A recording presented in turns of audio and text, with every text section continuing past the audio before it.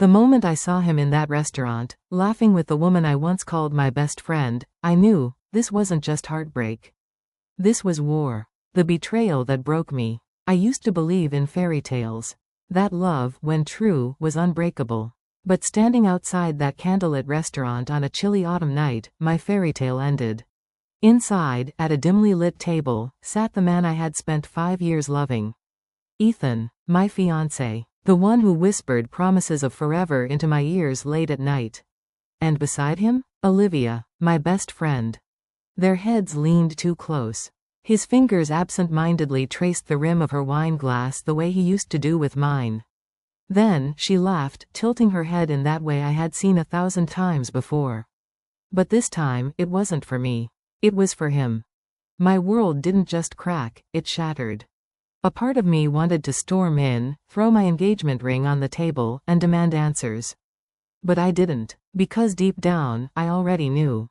This wasn't a mistake. This wasn't a misunderstanding. It was a choice. Their choice. I turned around, heart pounding, and walked away. But as I did, something inside me shifted. I wasn't just going to walk away from Ethan and Olivia. I was going to make sure they regretted ever betraying me. I didn't cry. Not in front of them. Not even when I went home and stared at the wedding dress hanging in my closet. Instead, I disappeared. I moved out of our apartment while he was at work. Left no notes, no explanations. Just the engagement ring on the counter, gleaming under the kitchen light like a discarded memory. No calls, no texts, nothing. And that's when it started. Ethan texted first. Mia, where are you? Can we talk? Then Olivia. I didn't mean for you to find out like this. I ignored them both. Because silence wasn't just my weapon, it was my power. I wasn't the heartbroken girl anymore. I was the storm they never saw coming. I didn't just disappear, I transformed. For months, I rebuilt myself from the ground up. Moved to a new city. Focused on my career. Took care of myself in ways I never had before. I worked out. Not for revenge, but for myself. I dressed better. Not for attention, but because I deserved to feel powerful. I cut my hair. A new look for a new version of me. And then, when I was ready, I did something Ethan never saw coming. I returned. The first time Ethan saw me again was at a high-profile charity gala 6 months later. He hadn't been invited, but Olivia had. And since Ethan went wherever she did, he was there too. I made sure they saw me the moment I walked in. Draped in a sleek black dress, confidence radiating off me, I strolled in with James Carter, the billionaire entrepreneur and one of the most eligible bachelors in the city. And Ethan? He looked like he'd seen a ghost.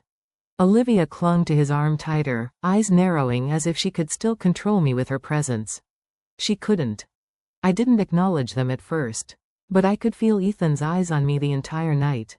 The way his jaw clenched when James whispered something in my ear and I laughed. The way his hands tightened into fists when I walked past him, acting as if he was no more important than a forgotten name in an old diary. I knew him too well. He was breaking inside. And then, as if fate had orchestrated it, James excused himself for a phone call, and I found myself alone, just as Ethan approached. Mia. His voice was strained, like he was struggling to breathe. I turned, raising an eyebrow. Ethan. For a second, he just stared, as if he couldn't believe I was real.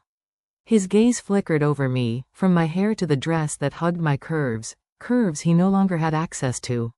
You look amazing, he finally said. I smiled. I know. He flinched, not used to this version of me.